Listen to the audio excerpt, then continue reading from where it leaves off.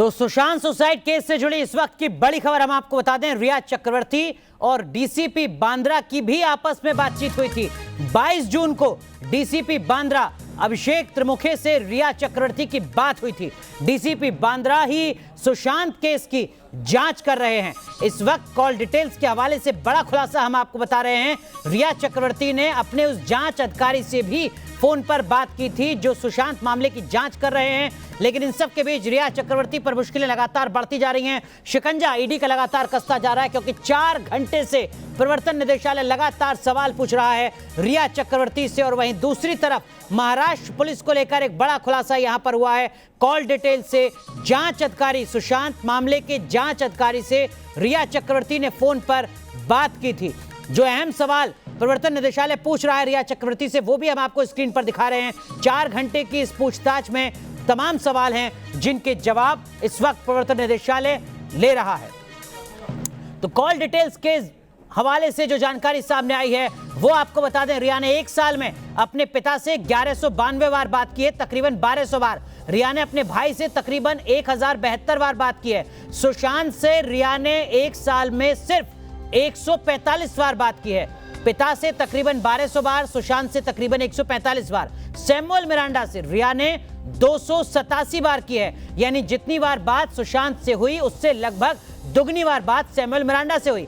सिद्धार्थ पटानी से रिया की 100 बार बात हुई, जबकि सुशांत राजपूत से 145 बार। बिहार पुलिस की जांच में यह सब कुछ सच सामने आया है। और भी कुछ जानकारी मिली है जिसके मुताबिक महेश भट्ट से रिया ने 1 साल के दरमियान 16 बार बात की। आदित्य रॉय कपूर से 23 बार बात की गई। ड्रीम रियल एस्टेट से 23 बार बात की गई। वहीं अपने स्टाफ के जरिए सुशांत के घर पर नजर रखती थी रिया, यह जानकारी भी सामने आई है। इसी के चलते अपने एक स्टाफ मेंबर से रिया ने 502 बार बात की है। इस बात का खुलासा भी हो रहा है। पिछले 1 साल में सुशांत को 145 बार कॉल किया है, जबकि सुशांत के सेक्रेटरी को 148 बार कॉल किया है। रिया ने अपनी मां को 890 बार कॉल किया, यह भी जानकारी मिल रही है। कुछ और जानकारी सामने आ रही है। रिया की प्रॉपर्टी से जुड़ी जानकारी। जी हां, जानकारी यह मिल रही है कि रिया ने मुंबई के खार इलाके में 76 लाख रुपए का एक फ्लैट खरीदा था। मई 2018 में खार इलाके के इस फ्लैट का रजिस्ट्रेशन हुआ था।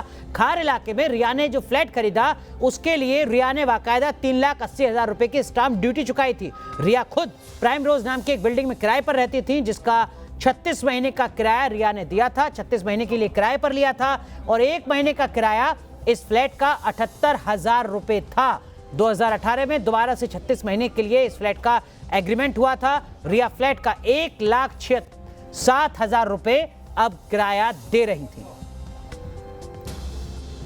तो रिया चक्रवर्ती से जुड़े अब कई मामले सामने आ रहे हैं। हमारे सहयोगी पंकज मिश्रा की रिपोर्ट देखिए।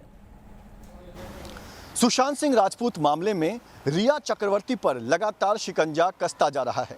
न्यूज़ नेशन के हाथ लगी जानकारी की माने तो रिया चक्रवर्ती ने मुंबई के खार इलाके में, जो कि एक रिहायशी इलाका है, इस इलाके में एक बिल्डिंग में 302 नंबर फ्लैट खरीदा था साल 2018 और 19 के बीच। ये जानकारी हमें रिया चक्रवर्ती के इनकम टैक्स रिटर्न से मिली है। सामने आपको हम वही बिल्डिंग दिखा रहे हैं, new shelter apartment.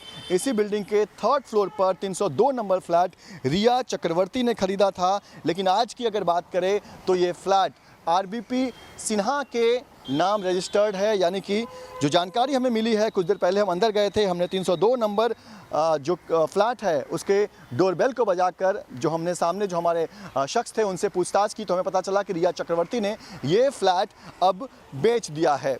Enforcement directorate यही जानकारी जुटा रही है कि आखिर रिया चक्रवर्ती के पास जो प्रॉपर्टीज़ है वो कैसे खरीद रही है, क्योंकि इस प्रॉपर्टी के लिए भी रिया चक्रवर्ती ने 29 लाख रुपए चुकाए थे। हालांकि इसकी कीमत 2 करोड़ से भी ज़्यादा की होगी, लेकिन आखिर रिया चक्रवर्ती ने इस प्रॉपर्टी को खरीदा कैसे, खरीदा तो बेचा क्यों, और जो दूसरी प्रॉपर्टीज़ भी रिया चक्रवर्ती के नाम है उसे रिया चक्रवर्ती ने कैसे खरीदा। तो इस तरह की तमाम सवाल जो है वो प्रवर्तन निदेशालय रिया चक्रवर्ती से पूछेगी। रिया चक्रवर्ती खिलाफ सीबीआई ने भी मामला दर्ज कर लिया है। तो कहीं ना कहीं रिया चक्रवर्ती लगातार सुशांत सिंह मामले में फंसती हुई दिखाई दे रही है। वीडियो जर्नलिस्ट कामेश हल्दे के साथ पंकज मिश्रा, न्यूज़ नेशन, मुंबई।